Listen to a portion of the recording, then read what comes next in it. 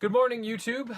It is I again, and I don't know if you can tell by the lighting, but it's a cold. Well, I guess it's not super cold, but um, yeah, it's kind of a miserable, rainish day today. And it was great because the first day of school we had last couple days were a super heat wave, and I was in the pool. I was getting sun, but I think I may have got my last tan of the summer, so it's kind of depressing. But maybe it will rebound. Brings a tear to my eye. Anyways, I am back with more stuff. Today we have a movie, a book, and a game. The first thing, I just had like a week and a half off, and me and my son finally watched the Lego Ninjago movie. Um, we were both fans of the Lego Ninjago our cartoon, and basically this is follows the same kind of format as the show. In Ninjago City, well, actually, it starts off with this kind of cool live action sequence, which I wasn't expecting, where this young kid goes into a shop, and the shop owner is actually Jackie Chan, which was really cool. And he has this little Lego guy, which is actually Lloyd from the movie and the TV show, and he's missing an arm and stuff, and he's all worn out. And they talk about the shop owner, Jackie Chan, thinks, oh, it's a brave warrior, this guy. So then he launches into this story about another brave warrior in this fictional universe of Ninjago. So then the story starts, and it's kind of the same format, like I said. In Ninjago City, um, it's terrorized all the time by this villain named Lord Garmadon, who wants to take over and get this reign of terror going on. And his son Lloyd is kind of ostracized by everybody for being Lord Garmadon's son, even though he himself is a good kid. And little do the public realize that he actually moonlights as the Green Ninja. And together with his friends, which include Jay, Kai, Cole, Zane, Nia, and under the leadership of their sensei, Master Wu, they actually fight Lord Garmadon's advances against taking over Ninjago City in their mechs and all this tech they have, and of course their ninja skills.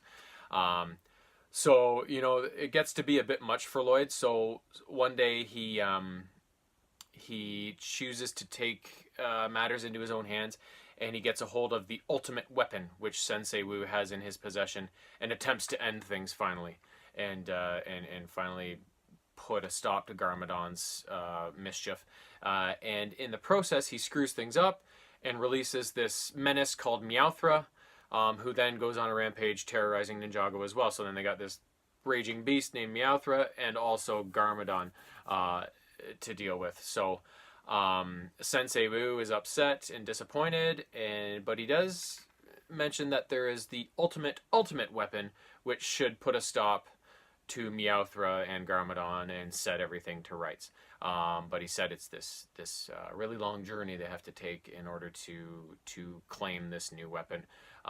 So the ninjas and Master Wu go on this expedition where they bond and grow, and they even run into Lord Garmadon along the way, and they become his prisoner, which allows Lloyd and Lord Garmadon for a little father-son bonding time, which may just turn the tides of this whole thing, right? Or will it? So yeah, that's basically the story. And we started playing the Lego Ninjago video game last month or something like that.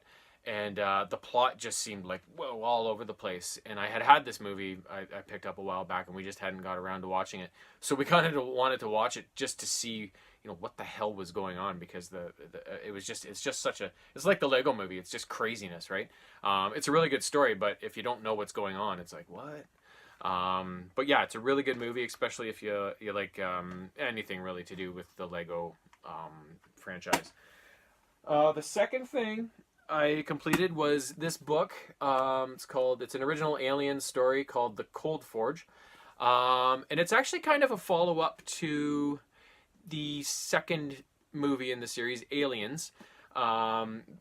It mentions Carter Burke, the Paul Reiser character that pressured Ripley into going on the expedition and all that.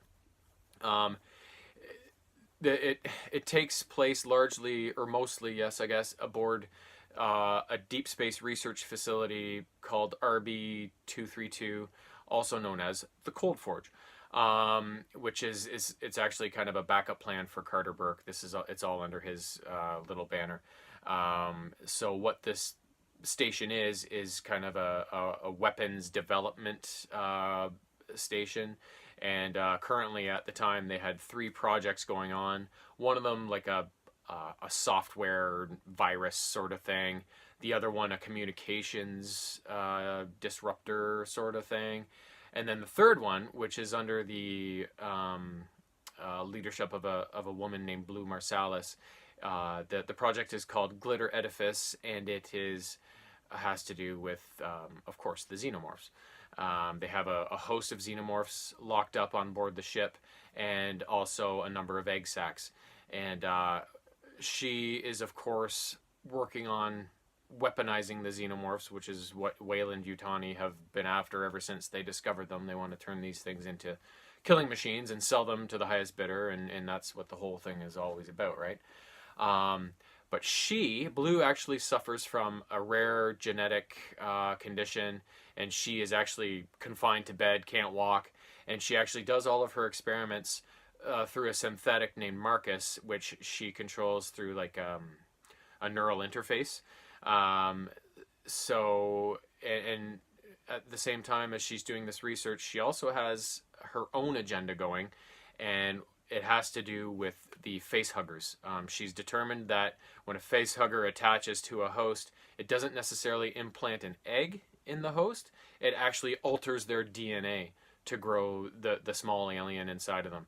And she thinks that if she can unlock the secret to how the facehuggers do that, she can actually cure her own condition along with scores of other medical conditions. It can literally be a cure to anything. But the company isn't interested in that, so she's kind of doing it under the radar. And that's that. So where the complication comes in is that there's actually a company auditor named Dorian Sudler on his way to this station to trim the fat and check in on the progress of the projects. 2 of them are way behind schedule, including Glitter Edifice. One of them's on time. But he's coming there to check everything out, and he loves to fire people, and he loves to save the company money. So, of course, everybody's worried. And once he gets there and he starts nosing around, we realize not only Blue's secret agenda, but there's other people on the station who are up to stuff, and it turns fatal. There's a saboteur on board, and eventually they release the xenomorphs, and, well, if you've seen any of the Alien movies, you know what happens after that. It's just basically a race for survival for anybody who can possibly get their ass off the station and live.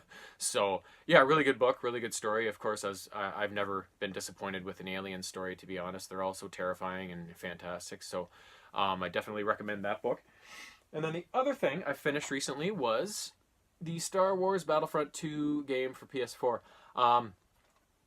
The first Battlefront for the PS4 was kind of a disappointment because it was so online heavy, and as you know from previous videos, I don't pull that shit. I don't want to play with a bunch of dorks online. I want to play with a buddy on a couch and have all the same game modes available that I would playing online with a bunch of dorks. But they made a big improvement with this second game because they put in a really good story mode, which the first one didn't have. And it focuses on... I did my Inferno Squad book review a couple videos ago. It's the same thing, Iden Versio in this Inferno Squad for the Empire. And it's just basically a continuation of that. And it goes about her... experience with the Empire, destruction of the Death Star, yada yada, and then her conversion actually over to the Rebellion and the Resistance.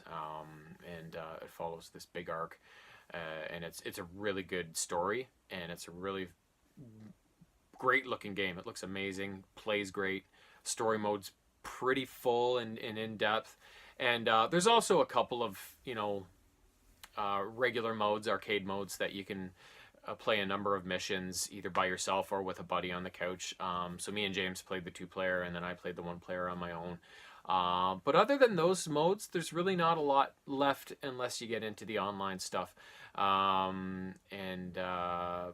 Yeah, but it was good. I'd give it an 8 out of 10.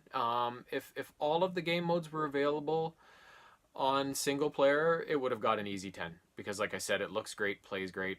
It's such a good representation of Star Wars that it's so fun to play. So, but yeah, like I said, just too online heavy, as you know. Unfortunately, that's just the way most games are going these days. You really have to make sure you check the back of the package and make sure there's a story mode and it's not solely online based. But yeah, I definitely recommend. I wouldn't pay the $80 plus for it that it was priced at when it first came out. But I think now I've seen it for in the $19.99 bin. So for that price, it's a steal because it is, like I said, it is super fun and a really good entry into the whole Star Wars lexicon. So yeah, but that's all for now. I'm sure I'll be back with more stuff in the near future, and until then, have a great week and weekend.